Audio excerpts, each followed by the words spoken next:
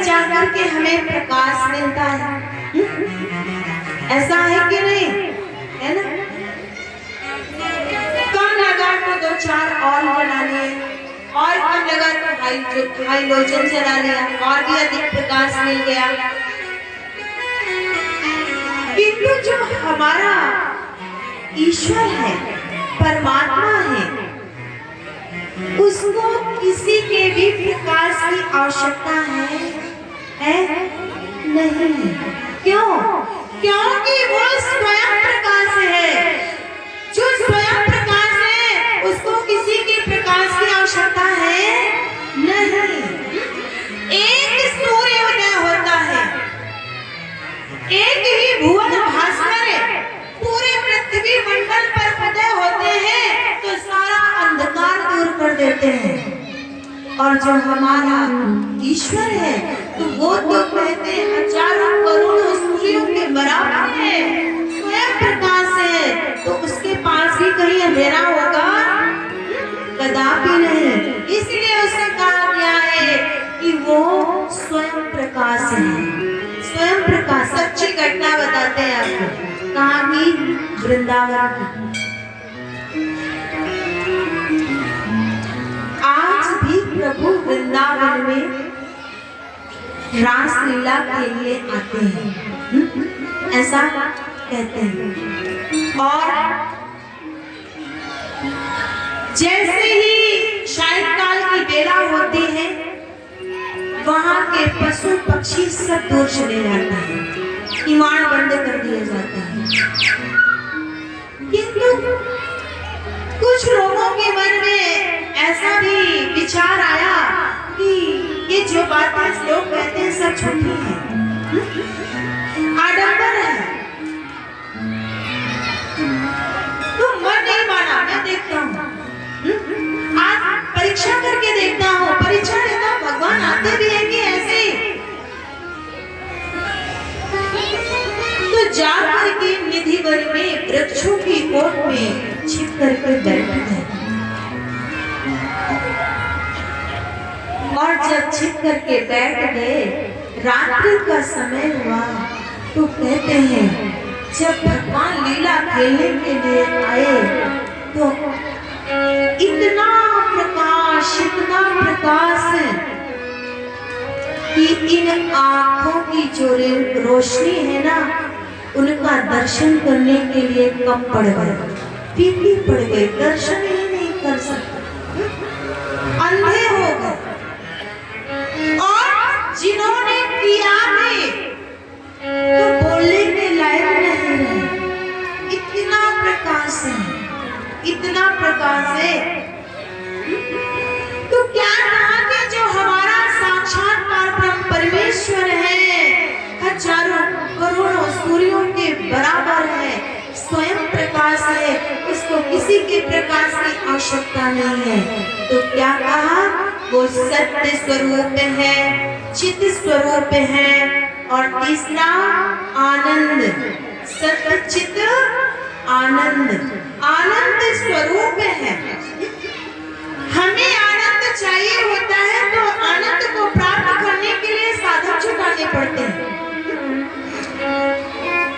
खुशी चाहिए होती है, टूटी झोपड़ी में रहते हैं तो कैसे कैसे करके बहुत परिश्रम करके टूटी झोपड़ी से एक मकान तैयार करते हैं। लेकिन रहते रहते थोड़े दिन के बाद जो खुशी मिलती वो सामान्य हो जाती है। 2-4 महीने, साल भर बाद रहते रहते वो खुशी सामान्य हो जाती है, होती है ना। टूटी चारपाई पर लेटते हैं, खाट पर लेटते हैं, तो अगले को देखते हैं तो मन में भाव जाता है कि अरे देखे ना ये कैसे डबल बेड पे सो रहा है, शीशम की लकड़ी के बने हुए बेड पे सो रहा है, डबल बेड, और कितनी अच्छी सुंदर कारीगरी है इसमें, ऐसा ही मैं करूंगा। करते भी हैं, बनवा भी लेते हैं, तल्लक का गद्दा भी लेकर के आ जाते हैं, और जब लेटते हैं तो बड़ा आनंद आता है, मन जो है ना बड़ा प्रफुल्लित हो जाता है, खुश हो जाते हैं। किंतु लेटते लेटते महीना, 2 महीना, 3 महीना, वो खुशी भी सामान्य हो जाता है। हो जाते हैं ना। पैदल चलते हैं, साइकिल ले लिया, साइकिल से मोटरसाइकिल, अरे अब मोटरसाइकिल में बहुत दिन चढ़ 4 पहिया होने चाहिए। बहुत पैसा कमाया, 4 पहिया भी आ गया, किंतु चलते चलते वो भी खुशी सामान्य हो जाती है। पर जो प्रभु के परम भक्त होते हैं, कुछ भी नहीं कमाते, कहीं नहीं जाते और कुछ भी नहीं जुटाते, जंगलों में चले जाते हैं, गुफाओं में चले जाते हैं, खुले आकाश के नीचे खड़े हो जाते हैं। ऐसे उस खुले आकाश के नीचे बैठ करके भगवान का ध्यान करने लगते हैं।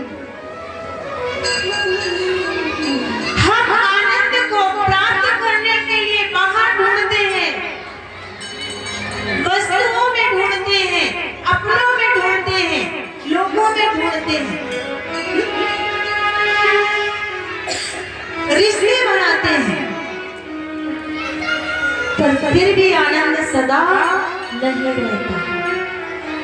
और ऐसे वो भगवान के प्यारे भक्त जो जंगल में जाकर के बैठ जाते हैं, जिनके पास रहने के लिए मकान भी नहीं, छत भी नहीं, कपड़े भी नहीं, पीने के लिए बहुत अच्छी व्यवस्था नहीं, भोजन की भी अच्छी व्यवस्था नहीं, कभी वृक्षों से फल मिल गए तो मिल गए, झरनों का जल मिल गया तो मिल गया, नहीं तो बैठे हैं, ध्यान कर रहे हैं।